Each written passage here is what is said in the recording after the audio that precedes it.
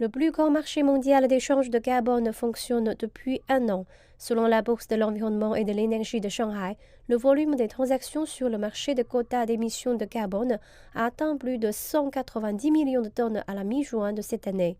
La valeur des transactions de la plateforme a atteint plus de 8,4 milliards de yuans, soit environ 1 milliard de dollars. Puisque le premier lot de transactions du marché comprend plus de 2000 entreprises du secteur de l'électricité, nous avons demandé au professeur Zhang Xiliang, l'architecte en chef du marché, s'il voyait davantage d'acteurs venir sur le marché. Même si seul le secteur de l'électricité participe au marché du carbone, 36% des émissions totales de carbone en Chine peuvent être contrôlées par le marché du carbone. Je pense qu'il y a peut-être plus d'industries prêtes à le rejoindre, comme celle de l'acier, des matériaux de construction, de la chimie et de la fabrication du papier. Je pense que d'ici 2025, les 7 industries chinoises à forte intensité énergétique seront entièrement couvertes. Une question clé est de savoir combien de quotas de carbone devraient être accordés aux entreprises. Selon le professeur Zhang, les permis devraient être conformes à l'objectif du pays de réduire les émissions de carbone. Mais ce n'est pas la seule préoccupation. D'un autre côté, nous devons tenir compte de la capacité portante des entreprises et que cela n'ait pas un grand impact sur leurs activités commerciales.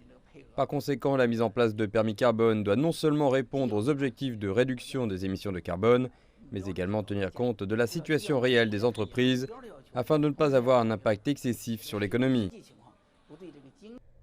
Une autre question majeure est de savoir comment le marché jouera un rôle plus important dans le système croissant d'échange de carbone en Chine.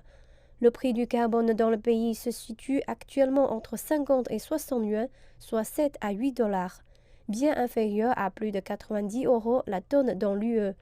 Le professeur Zhang estime que le changement du prix du carbone n'affectera pas seulement son propre commerce, mais aussi la transformation économique.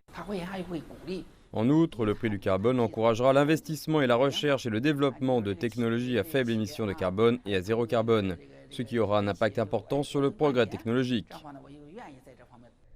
Selon le professeur Zhang, davantage d'acteurs des industries à forte consommation d'énergie rejoindront le marché du commerce du carbone à l'avenir.